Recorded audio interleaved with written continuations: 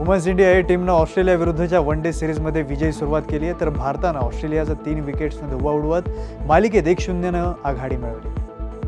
ICCनं जाहीर केलेल्या महिला T20 गोलंदाजांच्या ताज्या क्रमवारीत भारताच्या दीप्ती शर्मानं पटकावलं दुसरं स्थान, तर सलामीवीर स्मृती मंधना फलंदाजांमध्ये पहिल्या स्थानावरून दुसऱ्या स्थानावर घसरली.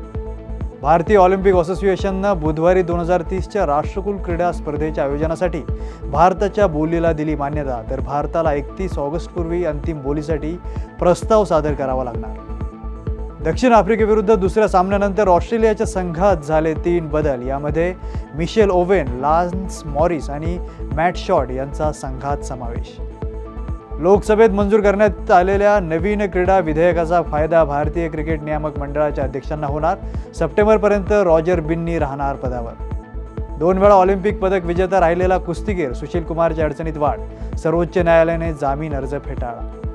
भारतातील ऑलिम्पिक संघटनेनं 2030 राष्ट्रकुल क्रीडा स्पर्धेसाठी अधिकृतपणे बोली लावण्याचा घेतला निर्णय. कबड्डी, खो खो, हॉकी, कुस्ती, बॅडमिंटन आणि तिरंदाजी या खेळांचा होणार समावेश. उत्कंठावर्धक खेलोत्सव पॅरालिम्पिक क्रीडा स्पर्धेत नेमबाजांचा करिश्मा, तर महिला आणि पुरुषांच्या मिक्स 10 मीटर एअर रायफल विभागात अनपेक्षित निकाल.